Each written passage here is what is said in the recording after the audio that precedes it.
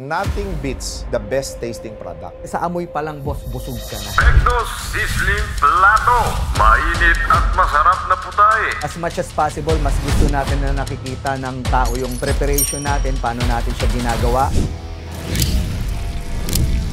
paano natin siya niluluto.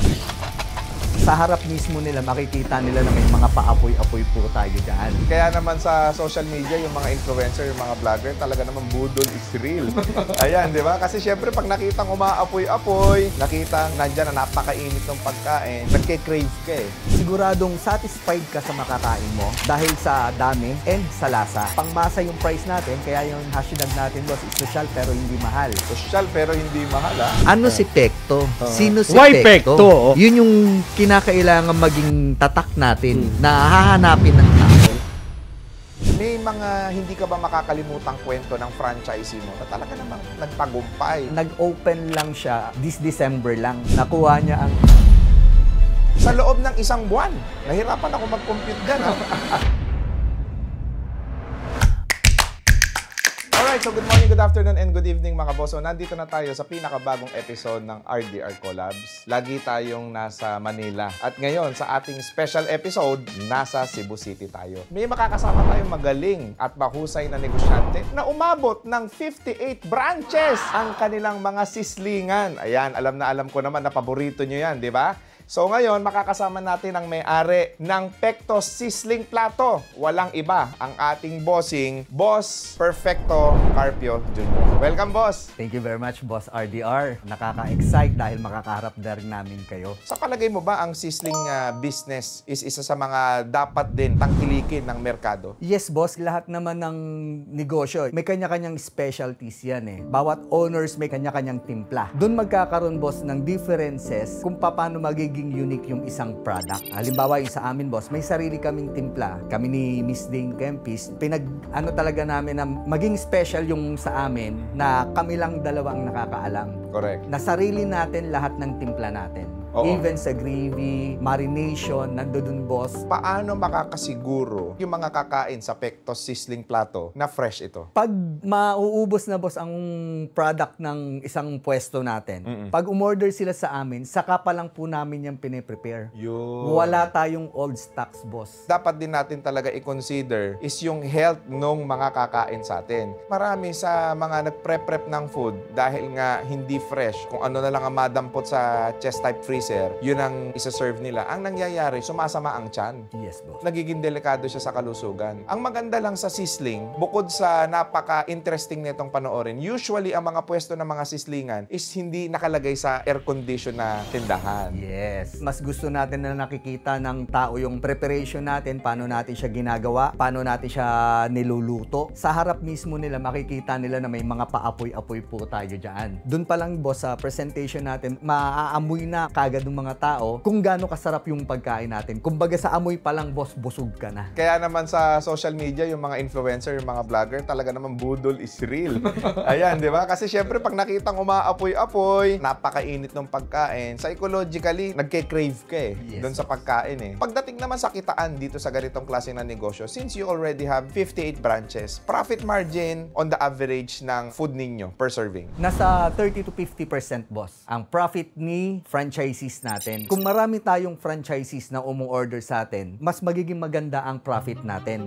Kesa, boss, yung lalakihan namin kaagad yung profit namin, masasakripisyo ba si franchisees dahil hindi kakain yung mga customers natin dahil sa mahal, boss, ng presyo natin. Tama naman. Kaya ginawa namin, boss, pangmasa yung price natin, kaya yung hashtag natin, boss, is social pero hindi mahal. Social pero hindi mahal, ha? Sa price natin, boss, siguradong satisfied ka sa makakain mo dahil sa dami and sa lasa. Aside from that, panalo na, boss, si customer sa price, panalo din, boss, si franchisee pagdating, boss, sa kita because that is already 30 to 50% profit. On the average naman, magkano naman ang nagiging benta ng mga branches mo? Ang average natin, boss, is nasa around 8,000. Daily yun, boss, 8,000 daily. Time is 30, that is equivalent of 240,000 sa Yes. loob ng isang buwan. Ito ba ay gross o net? Gross yun, boss. 240,000 times 0.30% is equivalent to 72,000. Yes, boss. So, ibig sabihin, nagneneto ang kada outlet ninyo ng 72,000. Yes, boss.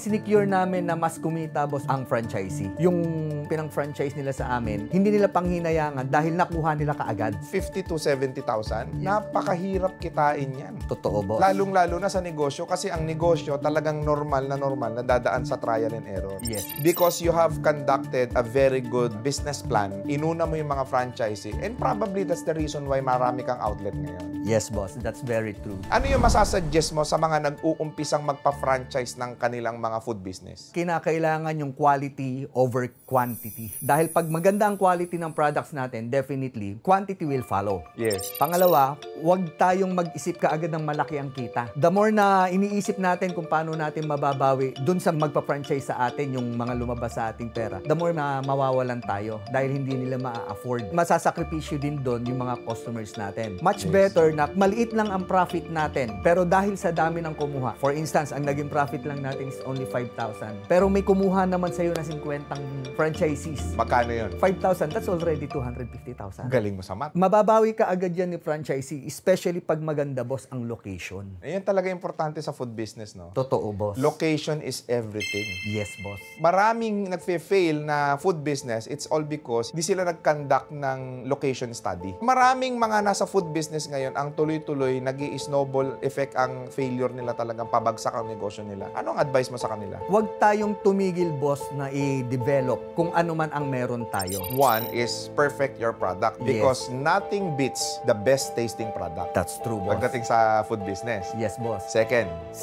Kinakailangan lagi nating panatiliin yung kababaang loob natin. so that maging conscious tayo sa numero, hindi tayo ma-overwhelm. Kasi minsan yung mga negosyante, na-overwhelm sila dun sa result. That's the reason why, pati puhunan, natatangay eh. And then number 3, Doon na, boss, pumapasok na huwag tayong maging greedy. as a franchisor naman, i-distribute mo yung kita para si franchisee mo buhay, everybody Happy. yun. Sir Perfecto, ito pa mga importanteng maintindihan ng pumapasok sa food business, lalo na dyan sa sislingan. Totoo ba yung sinasabi nila na saturated na raw ang food business? Kung saturated na po ang food business, dapat wala na, boss, mga bagong lumalabas ngayon. Kaya, boss, nagsasara ang isang food business. It's because they already lack of innovation in terms of their product. Nakontento na lang po tayo doon. Doon, boss, nagkakaroon ng plateau ang isang negosyo. Dahil kumikita na tayo, nakontento na tayo doon, hindi na natin inile-level up kung ano man yung sa atin. Halimbawa, boss, pagka sinabi mong sisig, Maraming naiisip na pangalan dyan. totoo, boss. Pero ano, boss, ang pinagkaiba ni Pekto? Sa amin, boss, ang ginawa namin, in-innovate namin yung Pektos. Ano yung sisig niyo? Sisig pa rin siya, pero yung timpla niya ay iba na. And in this year po, lalabas po yung innovation natin ng sisig na magkakaroon po tayo ng flavored sisig. Flavored sisig? Yes, boss. Ano mga flavor ito? Sisig shawarma, cheesy sisig, and sisig barbecue. Ako, ang sarap niyan, mga boss. Ang galing, napaka-innovative mo na negosyante, no? Yes, boss. Sa pagiging ganyan na ugali mo, may mga hindi ka ba makakalimutang kwento ng franchisee mo na talaga namang nagtagumpay? Halimbawa, dati silang normal na empleyado na nagtatrabaho or dati silang OFW, tapos ngayon umasenso na sila sa buhay. Ang pinaka ano po natin ay si branch natin kay Kainta. Kaka-open lang niya, gusto na daw niyang mag-retired from being an OFW. Bakit? Kasi pagod na daw siya, boss. Ang layo niya sa family niya. At yung Pectos Sizzling, plato, napakaganda ng income niya. Yes, boss. On the average, magkano kinikita niya? From December 3 to December 23, nakuha niya ang 293,000 gross sales. Ilang araw lang yun, no? December, yes, boss. In fact, napilitan na kaming mag-open kasi may mga tao na gustong kumain. How about yung mga other branches ninyo? Kamusta naman? Silang po natin. Senior citizen na po siya. And averagely, ang sales din po niya nasa around 8 to 10,000 daily. Ang laki pala ng kitaan dyan sa mga sislingan na yan, no? Opo. Basta tamang pricing lang po ang ibibigay natin sa franchisees natin at sa customers natin. Ang value kasi namin, dapat natin i-priority kung ano yung makukuha ni customer eh. Tama yun. Yan yung mahirap kasi sa maraming negosyante. Nauuna nilang isipin yung kikitain nila. Hindi nila i-develop yung produkto nila, hindi nila nila i-develop yung sistema nila so that makapag-provide sila ng premium customer service. Yes, boss. Yung premium customer service kasi yan yung disenyo ng mga talagang nagsasucceed na negosyo. Kung nothing beats the best tasting products, it is also that nothing beats the best customer service. Yes, that's Pagdating sa food business. Totoo po yun, boss. Total, nagpapa-franchise ka ngayon, no? Yes, boss. Anong mga branches ang tinitignan mo ngayon at ilan ang balak mong buksan? This year, boss, nagfo-focus ngayon tayo sa Manila and around Visayas, Leyte, then sa Negros, boss, around Bacolod area. Yan. Talagang gusto mong dominahin ang buong Pilipinas. Yes, boss. Imbitahan naman natin sila. Alam ko marami sa mga viewers natin ngayon ang talaga nag-aabang ng food franchising. Ito na, ang Pectos Sizzling Plato. Ini-invite po namin kayo sa aming negosyo. We are already open for franchising. Pectos Sizzling Plato. Nationwide po ang coverage natin. Meron po tayong commissary sa Luzon, that is in Cavite area. In Visayas, we have our Cebu commissary, and in Mindanao, we have our Davao commissary. Isi-serve natin lahat ng area sa buong Pilipinas, and rest assured, kung paano nyo po kami nakikita, kung paano nyo po kami naririnig magsalita, ganun din nyo po kami makakausap personally. At magkano ang iyong franchising? Ang franchise po natin, boss, is only 128,000. 128,000 lang? Yes, boss. Ano ang inclusion nito? Meron na tayo dyan signage Ah. with 10 sizzling plates, Yes.